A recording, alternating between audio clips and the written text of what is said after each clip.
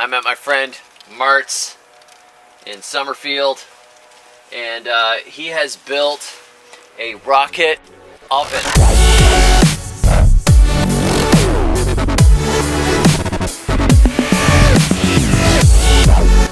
What plan did this come from originally? Originally, I got the idea off of Permies.com. They ran a Kickstarter for rocket ovens. I saw Paul Wheaton's video, and can you hear that, how that already is rocketing?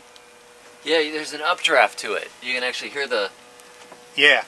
It's pulling through. So this is the channel, this is the rocket. Right.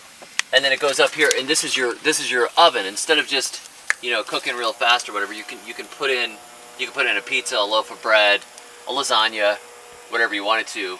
And it's the size of a regular oven? Absolutely.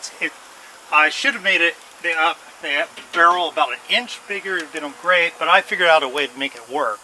But overall, the basic thing, you have your basic J-tube rocket stove, except I extended it out this way where it curves out. And I did a mixture of a ceramic fiber combined with chicken wire for a reinforcement on the back. Then I used sodium silicate to make it hard and give it form.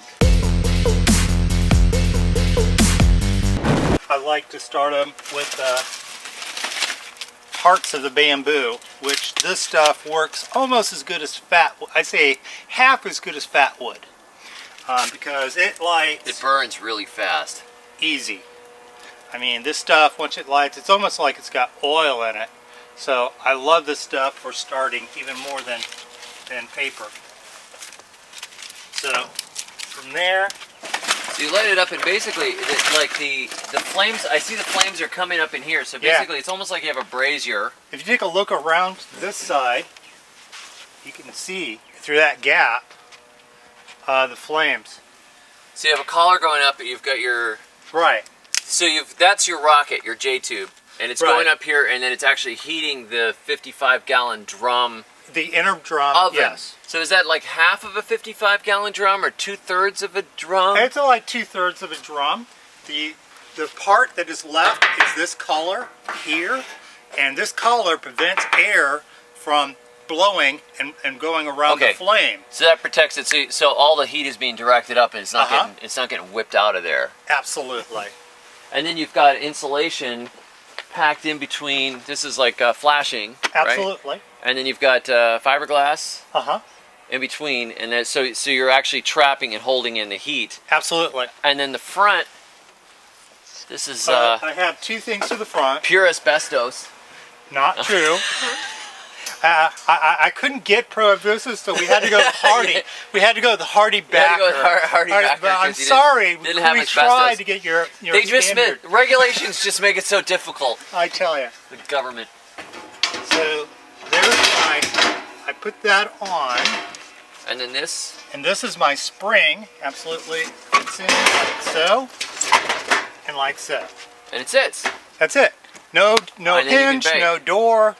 And that it makes it a pain for checking for a lot, but I've got it down to a system now that I know that this amount of time will yield. And you have proof of concept. Right. You built a prototype, so if later you're like, oh, okay, I wish I had a little window to check or whatever else, you can always do it later. Now that you know it actually works, this is the hard part. Right. Is building the first one. Well, Permies built the first one, and they used channels inside a little bit different than I did. Mine doesn't have a chimney, so I didn't go exactly to their plans, but their idea was very useful, and I really recommend going to their site and going for like the $15 to get the video.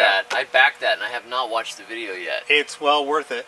They even have plans that once you get it, you can get it for like a quarter of the price to give a friend the video. So yeah, Permies really has some great ideas there. I don't have the good wood that I need. I was planning more time. I think we need to go get some wood, bring it here to get it going. But for the meantime, I'll just throw in some wood chips in here. Yeah, the advantage I like of this bigger combustion area for the like the J tube at the bottom is that you load it once and walk away for like 15 minutes. So that's a big one for me.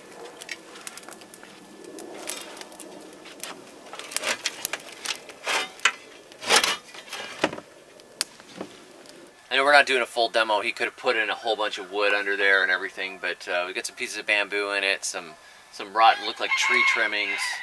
You know, you're basically using very little biomass to do your cooking with, and it's the junk wood that you wouldn't even use for a regular fireplace. Probably. Absolutely. And this thing is ready to bake bread now. Like, yep. Like so. Well, you actually like had minutes? some today. We had some. Yeah, so we had some Rick bread. had some. So it's like 20 minutes to get it fired up and running. 20, 30 maybe. minutes is a good time. Yeah. I can feel some warmth, but it's not. It's mostly from down here. So it's the collar, like this here, very slightly warm, but it's because it's coming around. There's a little bit of heat coming around from the bottom, like that insulation. You know, that's great. So I filmed the Cob Oven at Mosswood Farm Store, Joe Pierce's Cob Oven, some few years ago, 3 or 4 years ago. And the way you do the Cob Oven is you light the fire on the inside. It heats it up. There's a lot of thermal mass to the cob, and then you scrape it out, and then this thing stays hot for days. Basically, you know, it's like 1,000 degrees when it starts, and you can bake. So you're doing batch after batch after batch. But the time that he takes into it, the time that he puts into it at the beginning is way more than firing this thing up. This is more convenient. So how long, I mean, does it take a long time to bake in it compared to your oven inside? Is it comparable? I'm still learning this. Learning to cook at 450 degrees is an art form, because you put it in there and you get it out fast versus you don't want charcoal. Charcoal's not my flavor of food. So, but and you learn to, if you go to 450 degrees, you want to go a thinner loaf to where it cooks evenly on the outside and top. If you have a thick loaf, the outside will cook, but the inside will be gooey inside. So a nice thin loaf. So that's why you want a nice thin crust pizza in there, which will cook and cook in a heartbeat at 450 degrees. So that, yeah, as you say, each its own tool. Cob oven is great if you have mass quantities. Think of it in terms of like a semi.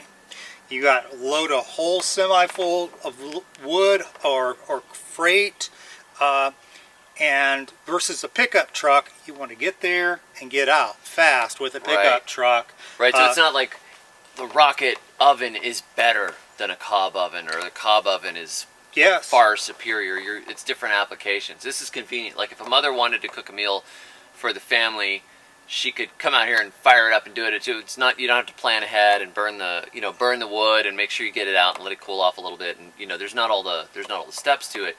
But this thing is only going to bake, would you say, 2 loaves or loaf or 2 or something like that, compared to being able to do repeated loaves all day long with that stored heat. Right. Well, this is the size of the full-size oven, so I have yet to test it fully, but I've done 2 pizzas simultaneously, big sheets of pizza in there, and I've cooked them at another rack. I'm still learning the curve of how this oven operates. I've burned it about 12 times, but within that time, you're doing a small amount, but if I had a big store front, I remember Moss's oven that you went to visit, he could do 8 turkeys within that oven. So yeah, that's wild. So the real advantage with his system, after in 2 hours of time, this thing's cooled off, you're not cooking anymore. With the oven that he had, you might be at 500 degrees doing those fast pizzas. The next day you might be at 375 degrees to 400 degrees. You're doing the standard cooking like you would do, casseroles and this. And then the next day you'll probably be at 275 to 300 degrees. And that period of time you will be doing a dehydrating. Right, doing so your apples. You're going from baking level down to lighter and lighter, and then you got to fire it up again. Absolutely. Which is great because you could do it for a long period of time, but it's planning and thinking ahead. So if you wanted to do something fast, and speaking of fast, I mean, building something like this, now that you've done it once, I mean, do you think it would take a weekend to build one? I'm not making any promises. I'm not building this for anyone else. All right, so you're not going to come down to my place and build one for me. But I'm pleased with mine and my results. It took about, I think, 3 to 4 days for me to build this, but I love tinkering. I love tinkering around. If you get the plans from Permies, it's 1, 2, 3. They've got the steps. They got a PDF you can got a video, and they go through the use of the tools, the safety of the tools, and all the others for your neophytes out there. They don't have the handyman in them, or find a handyman to get the job done. But yeah, that's what I'll have to look at. I do have access to the plans because I was a backer for the Permies project. But it's nice to see this.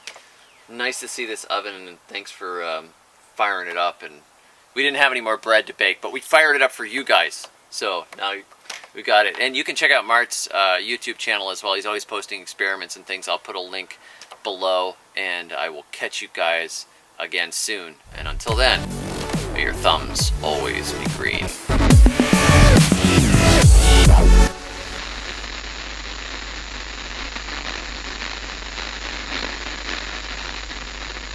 Do you throw banana peels in the trash? Are your coffee grounds also being thrown in the trash? Do you compost ham? Are you sick and tired of all the rules about composting? Do you wish you could compost in a super easy way? And stop throwing things in a landfill? And stop being a terrible person? Click on the link below and sign up and get my new composting booklet, which shows you how to compost easily and simply with hardly any work at all. It's insane how easy it is because it follows natural principles. Sign up now. Quantities are not limited.